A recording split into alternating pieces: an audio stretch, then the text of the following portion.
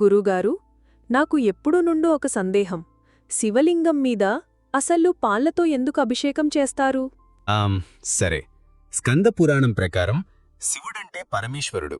ఎప్పుడూ లోతైన ధ్యానంలో ఉంటారు, మన లోకక్షేమం కోసం. ఆ తీవ్రమైన ధ్యానం వల్ల ఆయన శరీరంలో ఒక ఆధ్యాత్మిక అగ్ని ఉత్పత్తి అవుతుంది. ఆ అగ్నిని బ్యాలెన్స్ చేయడానికి శివపురాణంలో పాలుతో అభిషేకం చేయమని చెప్పారు. పాలు సహజంగా చల్లగా ఉంటుంది.